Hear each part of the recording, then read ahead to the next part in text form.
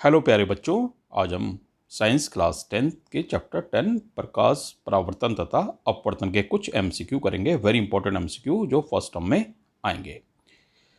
प्रकाश के बारे में निम्न में से कौन सा कथन असत्य है? नंबर 1 है ए, प्रकाश सीधी रेखा में गमन करता है। राइट है ये। प्रकाश को संचरण के लिए माध्यम की आवश्यकता नहीं होती, ये भी राइट है। प्रकाश अपारदर्शी वस्तुओं की तीक्ष्ण छाया बनाता है, ये भी ठीक है।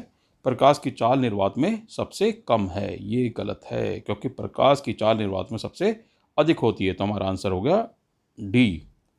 नेक्स्ट क्वेश्चन, समतल दर्पण द्वारा प्राप्त प्रतिबिंब होता है आभासी एवं सीधा, वास्तविक, उल्टा और छोटा। समतल दर्पण द्वारा प्राप्त प्रतिबिंब हमेशा होता है आभासी एवं सीधा।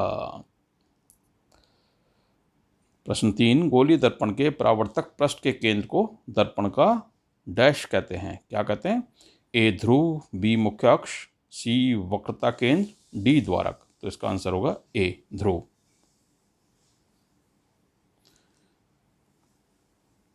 इसको पी से डिनोट करते हैं। प्रश्न 4 है, एक गोलीय दर्पण जिसका परावर्तक पृष्ठ ऊपर की ओर उभरा है, उसको कहते हैं उत्तल दर्पण, अवतल दर्पण, समतल दर्पण, इनमें से कोई नहीं। तो उत्तल दर्पण है। उत्तल दर्पण का परावर्तक पृष्ठ ऊपर की ओर उभरा होता है और अवतल दर्पण का दबाव होता है बीच में से। मुख्य अक्ष पर वह बिंदु जहां मुख्य अक्ष के समांतर किरणें आकर मिलती हैं या परावर्तित किरणें मुख्य अक्ष पर एक बिंदु से आती हुई प्रतीत होती हैं, वह बिंदु है मुख्य फोकस, ध्रुव, वक्रता केंद्र और डी द्वारक। तो इसका आंसर है ए मुख्य फोकस। एफ से डिनोट करते हैं इसको। यदि बिंब वस्तु अनंत पर है तो प्रतिबिंब अवतल दर्पण द्वारा कहाँ बनेगा? यदि बिंब अनंत पर होता है तो अवतल दर्पण के केस में जो है प्रतिबिंब सदैव फोकस पर यानी एफ पर बनता है। नेक्स्ट प्रश्न, यदि बिंब वस्तु सी पर है तो प्रतिबिंब की प्रकृति, आकार व स्थिति क्या होगी अवतल दर्पण के लिए? यदि वस्तु यानी बिंब सी पर है तो प्रतिबिंब हमेशा बनेगा सी पर ही। सी के लिए सी पर ही बनेगा, समान आकार का बनेगा, वास्तविक तथा उल्टा बनेगा। तो आंसर इसका होगा ए।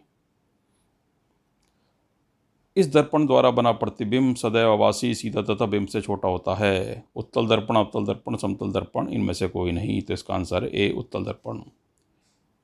तभी उत्तल दर्पण का प्रयोग वाहनों में होता है पीछे के वाहन या दृश्य देखने के लिए, क्योंकि इसका प्रतिबिंब छोटा और आभासी बनता है। निम्न में से किस दर्पण की फोकस दूरी हमेशा ऋणात्मक होती है? अवतल दर्पण, उत्तल दर्पण, दोनों की, इनमें से कोई नहीं। अवतल दर्पण, क्योंकि इसकी फोकस दूरी लेफ्ट साइड होती है, तो लेफ्ट साइड की चीज़ें जो है वो ऋणात्मक ली जाती हैं। किसी दर्पण की वक्रता त्रिज्या 20 सेंटीमीटर है, उसकी फोकस दूरी क्या होगी? तो फोकस दूरी का फॉर्मूला है फोकस दूरी इज इक्वल टू 1/r यानी वक्रता त्रिज्या। तो इसको हम 2 से डिवाइड कर लेंगे तो हमारा आंसर आ जाएगा 10 यानी कि सी सेंटीमीटर, 10 सेंटीमीटर। सी आ जाएगा यानी 10 सेंटीमीटर। तो इसका नेक्स्ट पार्ट हम 1-2 दिन में आपको भेजेंगे, और आपको कोई प्रॉब्लम है तो आप मुझसे पूछ सकते हैं कमेंट सेक्शन में।